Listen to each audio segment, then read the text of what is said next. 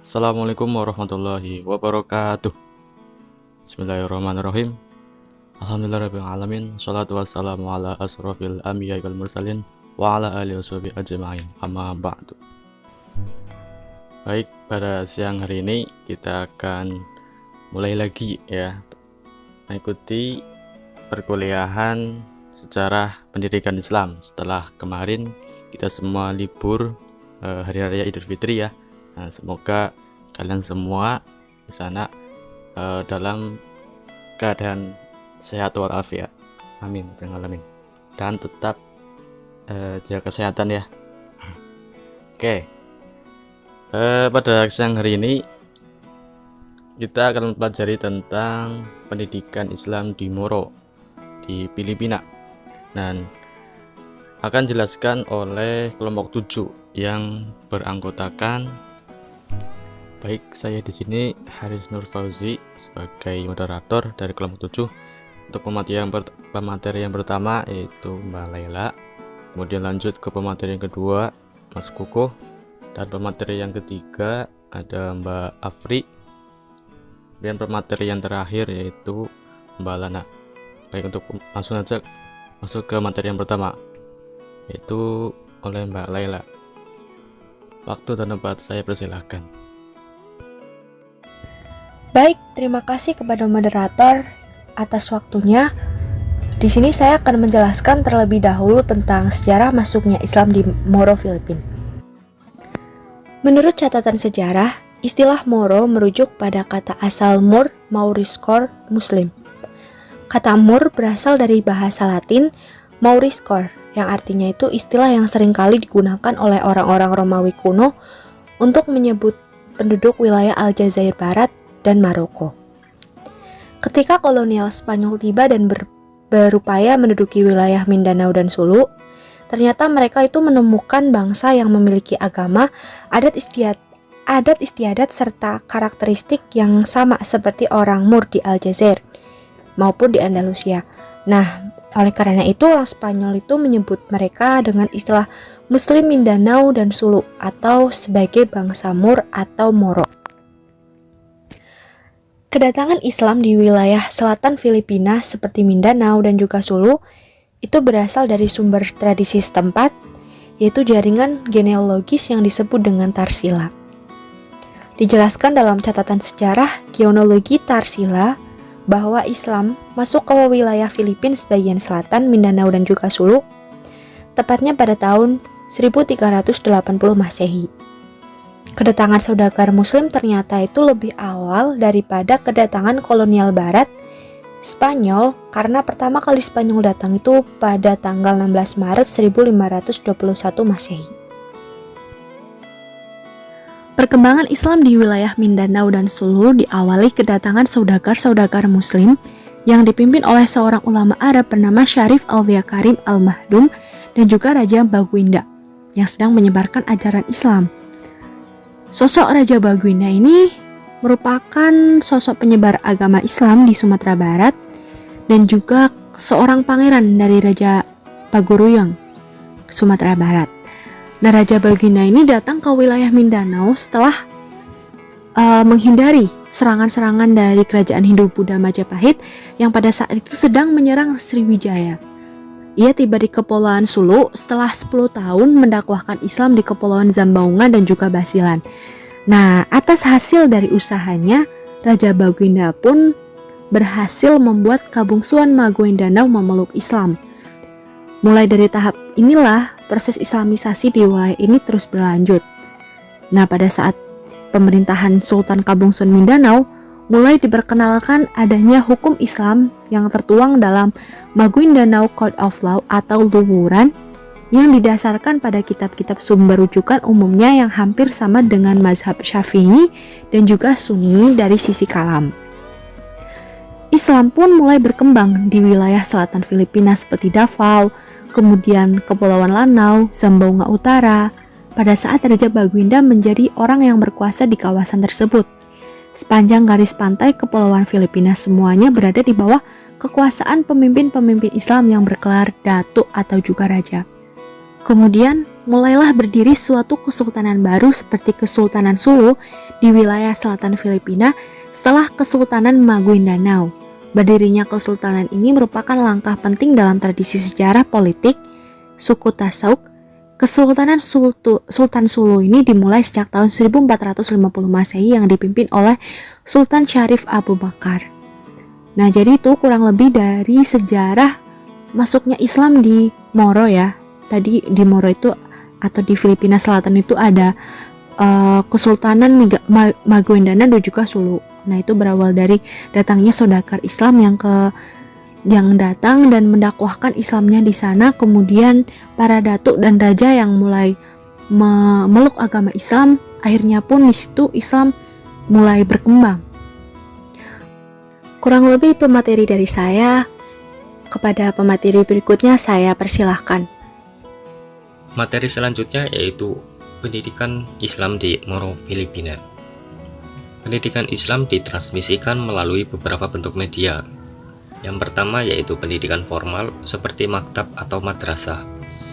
Yang kedua yaitu pendidikan non-formal melalui tempat ibadah seperti masjid, surau, pesantren. Dan yang terakhir yaitu pendidikan informal melalui pendidikan keluarga. Mengenai madrasah di Filipina, disebutkan bahwa pada tahun 1950, dua orang pendakwah dari Universitas Al-Azhar Kairo, Mesir, tiba di Filipina Selatan. Mereka mendirikan sebuah madrasah dengan nama Al-Kulliyat Al-Istihadiyah di Malubung.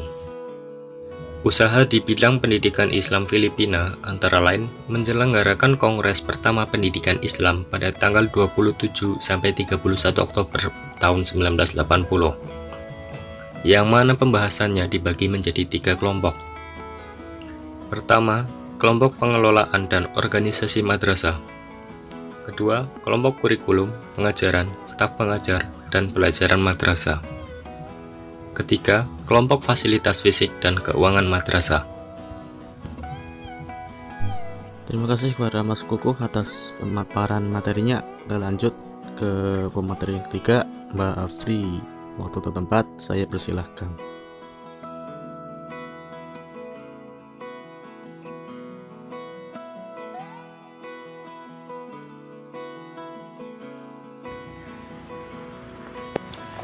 Setelah Kongres Pendidikan Islam dilanjutkan dengan menyelenggarakan Kongres Pertama Madrasah seluruh Filipina yang diselenggarakan pada tanggal 24 sampai 26 Mei 1982.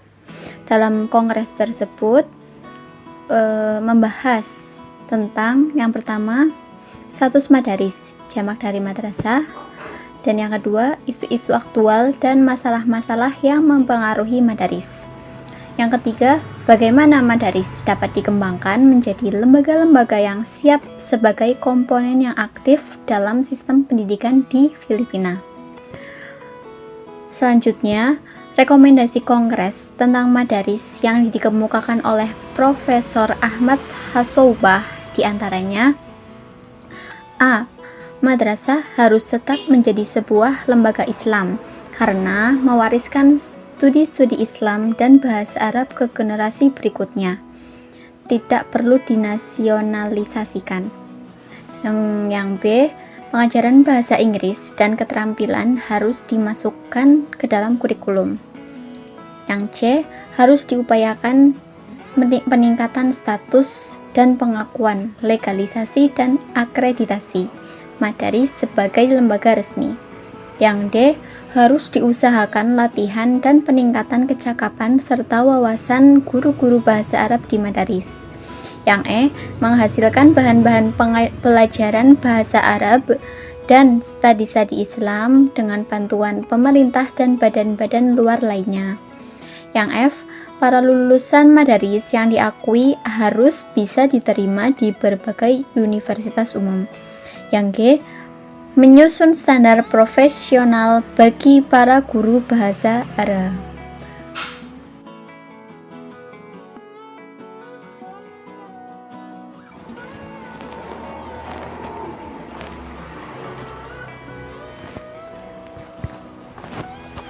Pada tahun 2004, Departemen Pendidikan mengadopsi DO51 yang memasukkan pengajaran bahasa Arab dan nilai Islam di sekolah-sekolah umum, khususnya di daerah-daerah Muslim. Kurikulum pendidikan Islam dan bahasa Arab untuk sekolah umum pertama kali diimplementasikan pada tahun ajaran 2005 sampai 2006. Hingga saat ini, terdapat 30 dari swasta ini tersebar di seluruh kawasan Madaris 11, 12, dan ARMM. SMC adalah kombinasi dari RBAC, mata pelajaran bahasa Inggris, Filipina, sains, matematika, dan Makabayan, dan pengajaran bahasa Arab dan studi Islam mata pelajaran. Terima kasih. Oke, sama-sama Mbak Afri. Terima kasih juga atas pemaparan materinya. Oke, kita lanjut ke pematerian terakhir, yaitu Mbak Lana. Waktu dan tempat saya persilakan. Selanjutnya adalah pembahasan mengenai kerjasama madrasah Filipina dengan Indonesia. Pasca pemerintah Filipina mengambil kebijaksanaan memasukkan madrasah dalam sistem pendidikan di Filipina, negara Filipina beberapa kali melakukan kunjungan ke Indonesia untuk mempelajari model pendidikan Islam di Indonesia. Lalu pada tahun 2010, Menteri Pendidikan Filipina melakukan pertemuan dengan Menteri Pendidikan Nasional Muhammad Nuh di Jakarta. Pada kesempatan tersebut, Armin A. Lusistro menerangkan alasan dari pihak Filipina mengadopsi sistem pendidikan madrasah Indonesia karena negara Filipina tersebut juga sudah membuka program pendidikan madrasah. Lalu pada tanggal 8 Maret 2011, kunjungan tersebut ditindaklanjuti dengan adanya penandatanganan Memorandum of Understanding atau MOU di bidang pendidikan dasar antara pemerintah Indonesia dengan Filipina. MOU tersebut ditandatangani ketika Presiden Filipina melakukan kunjungan ke Indonesia.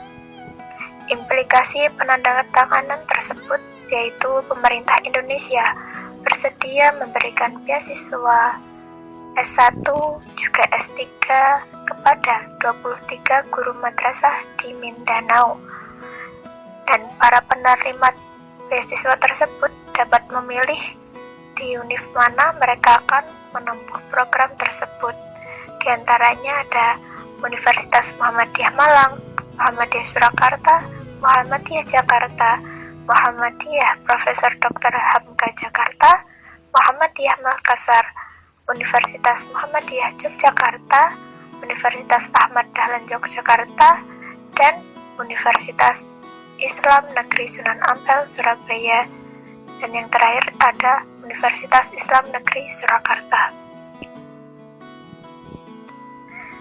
Selanjutnya yaitu pada tanggal 3 Januari 2018 di Departemen Pendidikan Region 11 Davao City berlangsung penandatanganan Letter of Intent, yaitu kerjasama antara Direktur Kurikulum, Sarana, Kelembagaan, dan Kesiswaan atau KSKK, Madrasah Kementerian Agama Republik Indonesia Ahmad Umar dengan Undersecretary of Curriculum and Instruction Honlorna Dikdino dari Kementerian Pendidikan Filipina. Penandatanganan ini menunjukkan resminya kerjasama antara pihak Indonesia dengan Filipina dalam pengembangan madrasah. Dan dalam penandatanganan Letter of Intent tersebut mencantumkan beberapa program penting, yaitu kedua belah pihak antara Filipina dengan Indonesia menyepakati pentingnya pertukaran ulama dan tokoh agama, pertukaran kepala sekolah, guru, dan siswa madrasah. Program lainnya yaitu kerjasama pendidikan faksional serta penyelenggaraan lokakarya untuk bertukar pikiran mengenai pengembangan madrasah. Demikian penjelasan dari saya mengenai kerjasama Madrasah Filipina dengan Indonesia. Sekian, terima kasih. Oke, sama-sama Mbak Lana. Terima kasih juga atas pemaparan materinya. Oke, itulah pemaparan dari kelompok 7 tentang pendidikan Islam di Moro atau Filipina. Terima kasih untuk para pemateri yang sudah memaparkan materinya.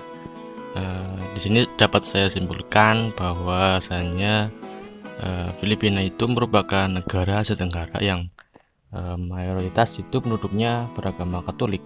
Hal ini mengakibatkan Islam menjadi agama yang minoritas. Namun terdapat wilayah di Filipina yang menjadi Islam dan menjadikan agama mayoritas penduduknya, yaitu di Moro. Nah, mereka dikenal dengan bangsa Moro dan bertempat tinggal di Kepulauan Mindanao dan Sulu. Oke, alhamdulillah. Mungkin hanya itu yang dapat kami sampaikan. Kurang lebihnya kami mohon maaf yang sebesar-besarnya apabila ada teman-teman yang merasa kurang jelas dari pemaparan materi yang tadi, bisa ditanyakan ya di kolom komentar. Nanti kami akan menjawabnya. Sekian, terima kasih atas perhatiannya. Wassalamualaikum warahmatullahi wabarakatuh.